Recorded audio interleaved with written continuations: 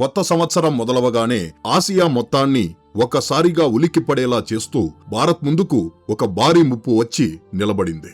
పొరుగు దేశం నుంచి ఇలాంటి కఠినమైన భాషను వినడం భారతదేశానికి కొత్తేమీ కాదు. కానీ ఈసారి విషయం కాస్త భిన్నంగా ఉంది. ఎందుకంటే కనిపిస్తున్న సంకేతాలు నేరుగా సైనిక ఘర్షణ వైపు వెళ్లేలా ఉన్నాయి. 2026వ సంవత్సరం మొదటి రోజే ఇలాంటి హెచ్చరిక రావడం అనేక ప్రశ్నలను లేవనెత్తుతోంది. అందుకే ఈ మొత్తం పరిణామాన్ని శాంతంగా వివరంగా అర్థం చేసుకోవడం చాలా అవసరం. వాస్తవానికి ఇక్కడ మనం మాట్లాడుకుంటోంది భారత పొరుగు దేశమైన చైనా గురించి. డ్రాగన్ మరోసారి తైవాన్ విషయంలో అత్యంత దూకుడుగా వ్యవహరిస్తోంది. గత కొన్ని రోజులుగా చైనా కార్యకలాపాలు అకస్మాత్తుగా తీవ్ర రూపం దాల్చాయి. డిసెంబర్ చివరి వారంలో చైనా సైన్యం తైవాన్ చుట్టూ భారీ స్థాయిలో సైనిక విన్యాసాలు చేపట్టింది. ఈ విన్యాసాల్లో సముద్ర ప్రాంతాల దిగ్బంధం మరియు యుద్ధం వస్తే ఎలా ఉంటుందనే పరిస్థితులపై రిహార్సల్స్ జరిగాయి. పరిస్థితులు ఎంతలా మారిపోయాయంటే ఇక ఘర్షణను ఆపడం కష్టమని అనేక దేశాలు భావించాయి. ఈ సైనిక విన్యాసాల సమయంలో చైనా వైపు నుంచి ఫైటర్ జెట్స్, యుద్ధ నౌకలు మరియు కోస్ట్ గార్డ్ షిప్పులు భారీ సంఖ్యలో మోహరించబడ్డాయి. లైవ్ ఫైర్ డ్రిల్స్ ద్వారా చైనా ఏ పరిస్థితినైనా ఎదుర్కోవడానికి సిద్ధంగా ఉందనే సందేశాన్ని పంపే ప్రయత్నం చేసింది. తైవాన్ వైపు నుంచి ఈ మొత్తం తంతుపై తీవ్ర నిరసన వ్యక్తమవ్వడమే కాకుండా అంతర్జాతీయ వేదికలపై ఆందోళన కూడా వెలువడింది. ప్రస్తుతానికి పరిస్థితులు నియంత్రణలో ఉన్నప్పటికీ ఉద్రిక్తత మాత్రం ఇంకా ముగిసిపోలేదు. సరిగ్గా ఈ ఉద్రిక్తతల మధ్య కొత్త సంవత్సరం మొదటి రోజున చైనా వైపు నుంచి వచ్చిన ఒక ప్రకటన ఈ కథనాన్ని మరింత ముందుకు తీసుకువెళుతుంది. ఎందుకంటే అక్కడి నుంచే అసలు విషయం భారత్ వరకు చేరుతోంది. ఫ్రెండ్స్, చాలా పెద్ద డెవలప్మెంట్ బయటికి వస్తోంది.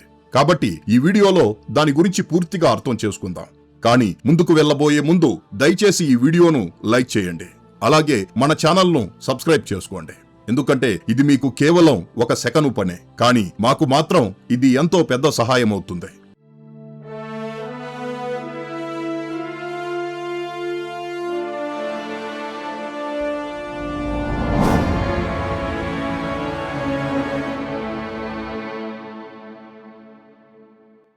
విషయం ఏంటంటే 2025 ముగియడానికి సరిగ్గా ముందు చైనా తన సైనిక కార్యకలాపాలను వేగవంతం చేసిన తీరు ప్రపంచం దృష్టిని తన వైపు తిప్పుకుంది. డిసెంబర్ చివరి రోజుల్లో చైనాకు చెందిన పీపుల్స్ లిబరేషన్ ఆర్మీ తైవాన్ చుట్టూ ఒక అతిపెద్ద సైనిక విన్యాసాన్ని నిర్వహించింది. ఈ విన్యాసానికి జస్టిస్ మిషన్ 2025 అని పేరు పెట్టారు. ఇది ఏదో సాధారణ డ్రిల్ కాదు. ఇందులో భూమి, ఆకాశం మరియు సముద్రం ఇలా 3 మార్గాలలో ఒకేసారి తమ సత్తా చాటారు. తైవాన్ విషయంలో తాము ఏ స్థాయికైనా వెళ్లడానికి సిద్ధమని చైనా స్పష్టమైన సంకేతం ఇచ్చింది.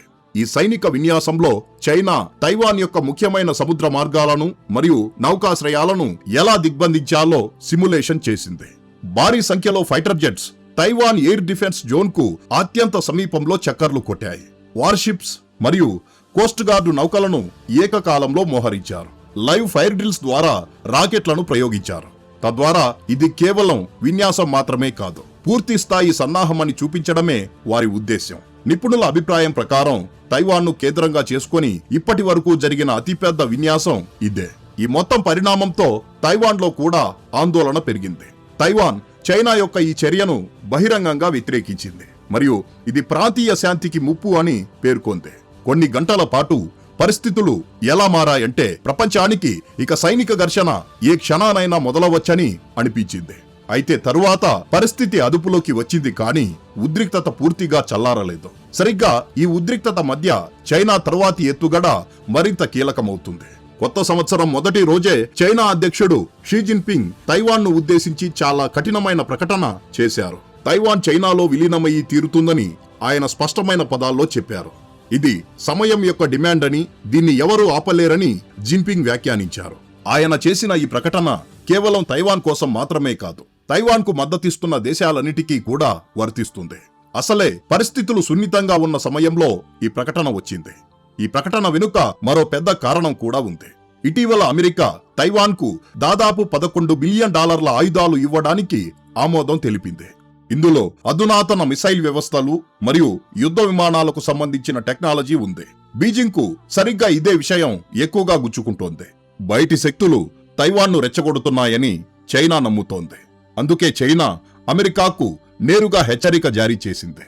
ఇప్పుడు ఇదే హెచ్చరిక మధ్య చైనా మరొక మాట కూడా చెప్పింది. ఏ దేశం కూడా తమ వైమానిక దళాన్ని తైవాన్ గగనతలంలోకి పంపే ప్రయత్నం చేయకూడదు. ఒకవేళ అలా చేస్తే నేరుగా సైనిక సమాధానం ఇవ్వబడుతుందని చైనా అంటోంది. ఇక్కడ చైనా ఏ దేశం పేరును ప్రస్తావించలేదు, కానీ సంకేతం చాలా స్పష్టంగా ఉంది. ఎందుకంటే ఇటీవలి మాసాల్లో తైవాన్ భారత్ మరియు అమెరికా రెండింటితోనూ సైనిక సహకారాన్ని పెంచుకోవడానికి ప్రయత్నిస్తోంది. సరిగ్గా ఇక్కడి నుంచే ఈ మొత్తం పరిణామ క్రమంలో భారత్ యాంగిల్ మరింత లోతుగా మారుతుంది. ఇప్పుడు అసలు ప్రశ్న ఏంటంటే, చైనా భారత్ అంటే ఎందుకు ఇంత అసౌకర్యంగా ఉంది? వాస్తవానికి క్షేత్రస్థాయిలో పీపుల్స్ లిబరేషన్ ఆర్మీని ఎదుర్కొన్న ఏకైక దేశం భారత్ అని చైనాకు బాగా తెలుసు. గల్వాన్ నుంచి అరుణాచల్ వరకు భారత్ చైనా యొక్క ప్రతి ఎత్తుగడను దగ్గరగా చూసింది. భారత సైన్యం యొక్క వ్యూహాలు కాగితాల మీద కాకుండా క్షేత్రస్థాయి అనుభవం మీద ఆధారపడి ఉంటాయని చైనాకు తెలుసు. అందుకే తైవాన్ గనుక భారతదేశంతో సైనిక సమన్వయాన్ని పెంచుకుంటే చైనాకు అందరికంటే ఎక్కువ ఆందోళన భారత్ నుంచే ఉంటుంది. తైవాన్ దృష్టిలో భారత్ కేవలం ఒక మిత్రదేశం మాత్రమే కాదు, ఒక వ్యూహాత్మక గైడ్ కూడా. చైనా యొక్క సైనిక ఆలోచన, వారి కదలికలు మరియు వారు ఒత్తిడి తెచ్చే విధానాలపై భారతదేశానికి లోతైన అవగాహన ఉందని తైవాన్ నమ్ముతోంది. ఇదే కారణంతో భారత వాయుసేన మరియు నౌకాదళం తమ పైలట్లకు, అధికారులకు శిక్షణ ఇవ్వాలని తైవాన్ కోరుకుంటోంది. చైనాకు ఎక్కువగా ఇదే విషయం మింగుడు పడటం లేదు. ఎందుకంటే దీనివల్ల వారి సంవత్సరాల నాటి సైనిక గోప్యత బలహీనపడవచ్చు. ఇదే భయంతో చైనా ఇప్పుడు నేరుగా పేరు చెప్పకపోయినా హెచ్చరికలు ఇవ్వడం మొదలుపెట్టింది. తైవాన్ గగనతలంలోకి ఏ దేశము తమ వాయుసేనను పంపకూడదనేది కేవలం అమెరికా కోసం మాత్రమే కాదు, ఇది భారత్ వంటి దేశాలకు కూడా ఒక పరోక్ష బెదిరింపు. తైవాన్ విషయంలో తాము ఏ మూడో పక్షాన్ని సహించేది లేదని, ఎవరైనా మధ్యలోకి వస్తే సైనిక స్థాయిలోనే సమాధానం ఉంటుందని చైనా చూపించాలనుకుంటోంది. కానీ ఇక్కడ చైనా ఒక పెద్ద విషయాన్ని మర్చిపోతోంది. భారతదేశం ఎవరి ఒత్తిడిలోనూ నిర్ణయాలు తీసుకోదు, అలాగని బెదిరింపులకు భయపడి తన విధానాన్ని మార్చుకోదు. భారత్ తన విదేశాంగ విధానాన్ని తన జాతీయ ప్రయోజనాల ఆధారంగానే నిర్ణయిస్తుంది. ఒకవేళ రేపు తైవాన్ మరియు చైనా మధ్య యుద్ధం వంటి పరిస్థితి వస్తే భారత్ ప్రతి అంశాన్ని పరిశీలించి నిర్ణయం తీసుకుంటుంది. ప్రాంతీయ సుస్థిరత, సముద్ర భద్రత మరియు తన పౌరుల ప్రయోజనాలపైనే భారత్ ఫోకస్ ఎప్పుడూ ఉంటుంది. ఇప్పుడు అతిపెద్ద ప్రశ్న ఏంటంటే, ఒకవేళ తైవాన్ భారతదేశాన్ని బహిరంగంగా సాయం కోరితే భారత్ ఏం చేస్తుంది? భారత్ సైనిక సహాయం చేస్తుందా లేక దౌత్యపరమైన మద్దతుకే పరిమితమవుతుందా? దీనికి సమాధానంగా నేను మీకు చెప్పేదేంటంటే, ఈ నిర్ణయం భావోద్వేగాలతో కాకుండా వ్యూహంతో తీసుకోబడుతుంది. ఎందుకంటే తైవాన్ సమస్య కేవలం ఒక ద్వీపానికి సంబంధించినది కాదు, ఇది మొత్తం ఆసియా శక్తి సమతుల్యతకు సంబంధించిన ప్రశ్న. భారత్ ఈ సమతుల్యతలో ఒక కీలకమైన స్తంభం. ఈ రోజు ఉన్న పరిస్థితులను బట్టి చూస్తే ఒకటి మాత్రం ఖాయం, 2026 ప్రారంభమే ఒక సంకేతాన్నిచ్చింది. చైనా ఇకపై తైవాన్ విషయంలో కేవలం ప్రకటనలు మాత్రమే కాదు, ఒత్తిడి రాజకీయాలు చేస్తుంది. ఈ ఒత్తిడిలో భారత్ పేరు రావడమనేది భారత్ యొక్క ప్రపంచ స్థాయి పాత్ర ఎంతగా పెరిగిందో తెలియజేస్తుంది. అన్నట్లు బహుశా మీలో చాలా మందికి ఈ విషయం తెలియకపోవచ్చు. గత సంవత్సరం 2025లో తైవాన్ మీడియా ద్వారా ఒక వార్త బయటికి వచ్చింది. అదేంటంటే, భారత్ మరియు తైవాన్ మధ్య ఒక పెద్ద డ్రోన్ ఒప్పందం జరిగింది. నివేదికల ప్రకారం తైవాన్ కంపెనీ ఏవిక్స్ స్టాంటెక్ మరియు భారత్ యొక్క ఓయుఎస్ మధ్య డ్రోన్ టెక్నాలజీకి సంబంధించిన ఒక ప్రైవేట్ ఒప్పందం కుదిరింది. డిఫెన్స్ టెక్నాలజీ మరియు సప్లై చైన్లో రెండు దేశాల మధ్య పెరుగుతున్న అనధికారిక భాగస్వామ్యానికి ఇది సంకేతంగా భావించబడుతోంది. మరొక అద్భుతమైన విషయం ఏంటంటే, ఇంతే కాకుండా తైవాన్ ప్రెసిడెంట్ ఇటీవల ఒక ప్రకటన చేశారు. ఆయుధాల సేకరణ కోసం అదనంగా $40 బిలియన్ ఫండును విడుదల చేస్తామని వారు ప్రకటించారు. ఇది చైనాకు ఎంత ఆందోళన కలిగించే విషయమో భారతదేశానికి అంతకంటే ఎక్కువ శుభవార్త. ఎందుకంటే 2025లో తైవాన్ వ్యూహాత్మక నిపుణులు భారతదేశానికి చెందిన Akash missile, Pinaka rocket launcher మరియు బ్రహ్మోస్ వంటి రక్షణ ఆయుధాలు తైవాన్ కు అత్యంత కీలకమని పేర్కొన్నారు.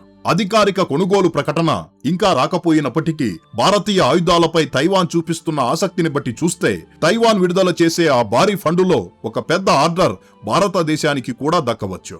ఫ్రెండ్స్, రాబోయే కాలంలో తైవాన్ పై సంక్షోభం మరింత ముదిరితే భారత్ ఏ స్థాయి వరకు ముందుకు వెళ్ళాలి?